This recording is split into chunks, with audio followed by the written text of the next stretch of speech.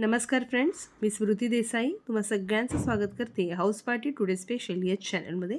आणि आज आपण इथे बनवणार आहोत भोगीची भाजी. मकर संक्रांत जवळ आलेली आहे आणि आदल्या दिवशी आपण सगळेच भोगी साजरी करतो. आणि या भोगीच्या दिवशी विविध प्रकारच्या ह्या भाज्या मिक्स करून भोगीची भाजी, त्याचप्रमाणे त्यासोबतच तीळ लावलेली बाजरीची भाकरी असा हा नैवेद्यसुद्धा आपण देवाला दाखवतो. तर ठिकठिकाणी ही भोगीची भाजी बनवण्याची पद्धत वेगळी आहे. सोबतच मी ज्या पद्धतीने ही भाजी बनवते त्याचा व्हिडिओ आज मी तुमच्यासोबत शेअर करणार आहे. तर अंगापुरताच रस्सा धरलेली अगदी रसरशीत अशी ही सगळ्या भाज्या मिक्स करून बनवलेली भोगीची भाजी आणि त्यासोबतच तिळाची छान अशी गरमागरम भाकरी अशी आपण थाळी तयार करणार आहोत. चला तर मग ही भाजी कशी तयार करायची हे आपण पाहूया.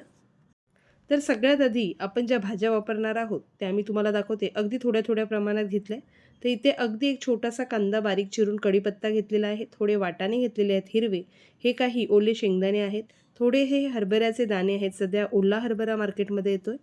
तसंच इथे घेतलेले आहे हे पावट्याच्या शेंगा आणि त्याचे हे दाणे इथे मी बाहेर काढून ठेवलेले आहेत. तसेच या शेंगा इथे तोडून घेतल्यात. हे आहेत तुरीच्या शेंगांचे दाणे. ते सुद्धा व्यवस्थित अशा सोलून मी इथे दाणे घेतलेले आहेत.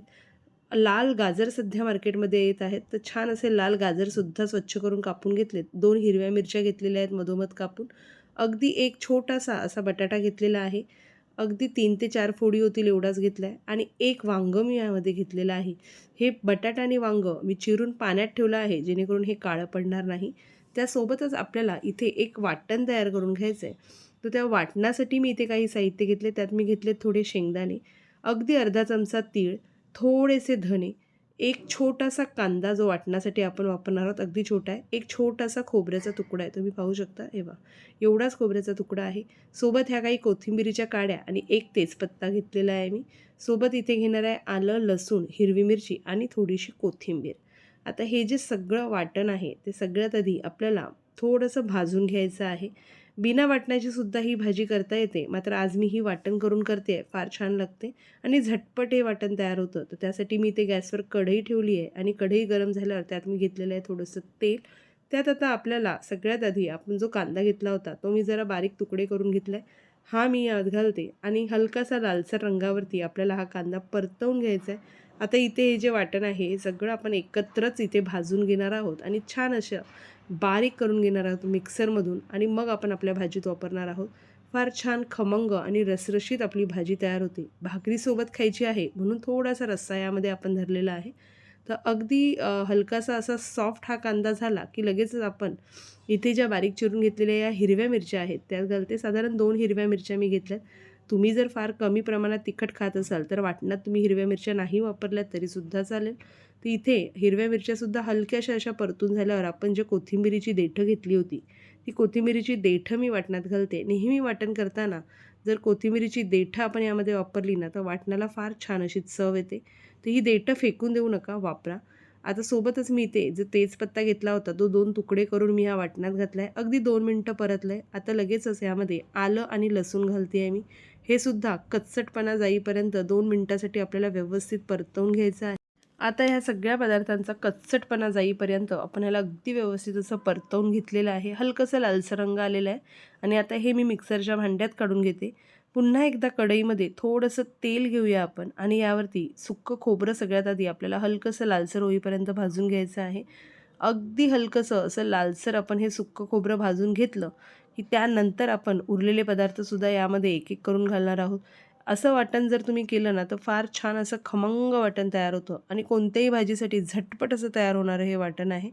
तर आता यामध्ये मी शेंगदाणे घालते. हे सुद्धा हलकेसे लालसर रंगावरती मी भाजून घेते. शेंगदाणे, तीळ यामध्ये वापरल्यामुळे भाजीला आपला छानसा असा घट्टसरपणा येतो. तर आता यामध्ये मी तीळ आणि शेंगदाणे घालणार आहे. शेंगदाणे आता व्यवस्थित भाजून झाल्यानंतर तीळ आणि जे अगदी अर्धा चमचासुद्धा नव्हते धने, फार कमी धने घेतले होते फक्त चवीसाठी, ते मी यात घातलेत आणि आता हे परतवून घेते. तुम्ही जर पाहिलं तर भाज्यासुद्धा अगदी 2-2 चमचे भाज्या घेतल्या होत्या. वाटणसुद्धा तुम्ही पाहिलं तर अगदी 1 चमचाच शेंगदाणे होते. अगदी छोटासा खोबऱ्याचा तुकडा होता, चमचाच तीळ होते. एवढंच वाटण आपण करणार आहोत. आता हे व्यवस्थित असं परतून झालं आहे. आता मी हे सगळं मिक्सरच्या भांड्यात काढून घेते आणि हे थंड झाल्यावरती मी छान असं ह्याला अगदी बारीक वाटून घेणार आहे. तर आपलं वाटण थंड होतं आहे तोपर्यंत पुन्हा एकदा गॅसवरती थोडंसं कढई ठेवून मी तेल गरम करून घेते. आता ह्यात आपल्याला थोडीशी राई घालायची आहे, थोडंसं जिरं घालूया आणि जिरं तडतडलं की लगेचच आपण यामध्ये थोडासा हिंग घालायचा आहे. आता व्यवस्थित असं आपलं राई जिरी तडतडलेलं आहे. यात आपण घालूया फोडणीसाठी जो चिरून घेतलेला कांदा होता तो आणि कढीपत्ता. अगदी 2 सेकंडसाठी आपल्याला हा कांदा परतवून घ्यायचा आहे, जेणेकरून जो याचा कच्चटपणा आहे तो निघून जाईल. एकदा का कांदा व्यवस्थित असा आपला परतवून झाला की लगेचच आपण यामध्ये 1 ते 1.5 चमचा हे जे सुक्कं खोबरं आणि लसूणचं आपण वाटण करून ठेवलेलं आहे ते घालूया. हे वाटण यापूर्वीसुद्धा मी माझ्या काही रेसिपींमध्ये दाखवलेलं आहे. तर सुक्कं खोबरं बारीक स्लाईस करून मिक्सरमध्ये 2-3 वेळा पल्स मोडवरती छान असं बारीक करून घ्यायचं आहे. त्यानंतर थोडासा लसूण यामध्ये घालायचा आहे आणि तो सुद्धा वाटून घ्यायचा आहे.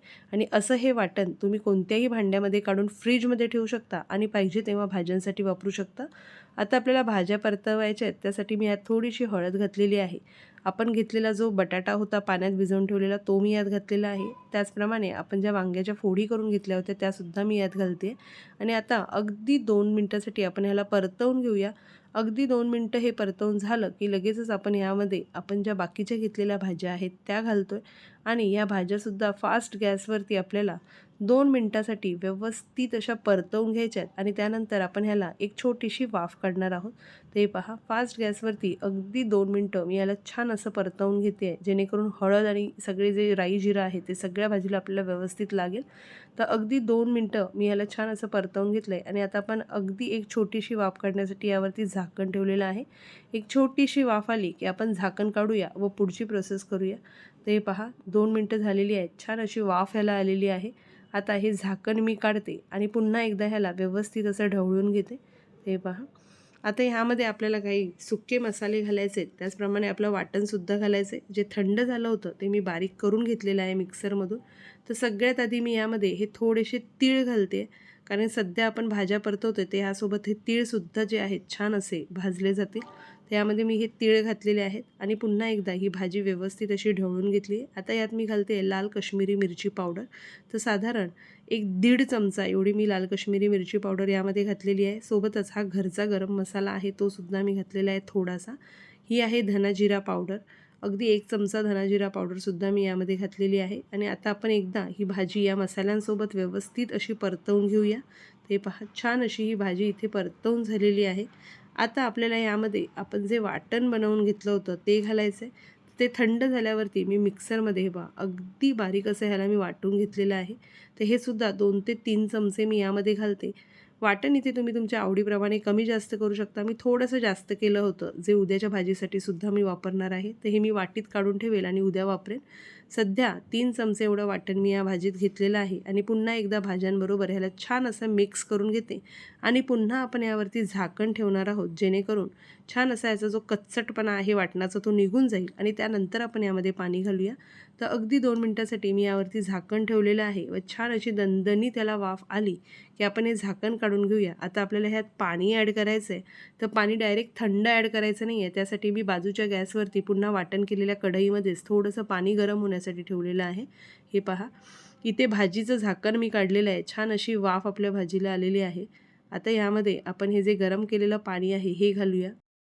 तर पाण्याचं प्रमाण तुम्ही तुमच्या आवडीप्रमाणे इथे कमी जास्त करू शकता. भाजी तुम्हाला किती घट्ट किंवा पातळ पाहिजे त्याचा अंदाज घेऊन तुम्ही इथे पाणी ॲड करा. मी साधारण एक ग्लास एवढं पाणी इथे गरम करून घेतलं होतं आणि सगळंच पाणी मी इथे वापरलेलं आहे. चवीनुसार मी यात घातलेलं आहे मीठ. आणि आता पुन्हा एकदा हे मीठ आणि पाणी आपण व्यवस्थित या भाजीमध्ये मिक्स करून घेऊया. तर इथे मिक्सरचं जे भांडं होतं वाटण केलेलं त्यामध्ये थोडंसं पाणी घालून मी विसळून घेतलेलं आहे, जेणेकरून जे वाटण ह्याला चिटकलेलं आहे ते सुद्धा इथे यूजमध्ये येईल. आणि अगदी थोडंसं पाणी फक्त मी मिक्सरच्या भांड्यात घातलं होतं. आता हे व्यवस्थित पुन्हा मिक्स केलेलं आहे मी आणि ह्यावरती झाकण ठेवूया. आणि आताच 8 ते 10 मिनटं स्लो मीडियम फ्लेमवरती आपल्याला ही भाजी छान अशी उकळी येईपर्यंत शिजून घ्यायची आहे. झाकण ठेवून छान अशी ह्याला उकळी काढली की आपली भाजी कितपत शिजली आहे ते आपण पाहूया. पुन्हा 2 मिनटं पाहिजे तर आपण ह्याला उकळी काढण्यासाठी ठेवूया. तर हे पहा, एक 10 मिनटं मी व्यवस्थित सीम करून अगदी गॅस ठेवला होता व्यवस्थित आणि ही भाजी जी आहे ती पुन्हा एकदा मी ढवळून घेतली आहे. आता ही कितपत शिजली आहे ते आपण पाहूया. तर हा हरभऱ्याचा दाणा मी हाताने दाबून पाहिला, छान असा शिजला आहे. तुरीचे दाणे थोडे शिजायला वेळ लागतो, तर तोही व्यवस्थित शिजलेला आहे. इथे आहे वांग्याची फोड, तर ही मी जरा चाकूने कट मारून बघते. तर वांग्याची फोड आपली अजून शिजलेली नाही आहे, हलकीशी अशी सालीच्या इथे कच्चटपणा आहे. तर पुन्हा एकदा 2 मिनटं मी यावरती झाकण ठेवलेलं आहे आणि 2 मिनटं याला आपण छान अशी वाफ काढून घेऊया पुन्हा एकदा. तर 2 मिनिटानंतर पुन्हा मी झाकण काढलेलं आहे आणि आपली भाजी जी आहे ती छान अशी आता इथे शिजलेली आहे. आता अगदी 2 मिनटं पुन्हा सिम फ्लेमवरती झाकण न ठेवता आपल्याला ह्याला असंच उकळत ठेवायचं आहे, जेणेकरून ह्याला थोडीशी तरी येईल. तर अगदी 2 मिनटं तुम्ही पाहू शकता वरती छान असं तेल जे आहे ते सुटायला लागेल. त्यानंतर आपण गॅस बंद करूया व वरून कोथिंबीर आणि थोडेसे तीळ पेरून आपण ही भाजी सर्व करणार आहोत. तर इथे आपली ही भाजी आता तुम्ही पाहू शकता छान अशी याला तरी आलेली आहे. तर बारीक चिरलेली कोथिंबीर मी आता वरून पेरते आहे. सोबतच हे भाजलेले तीळसुद्धा मी यात टाकलेले आहे.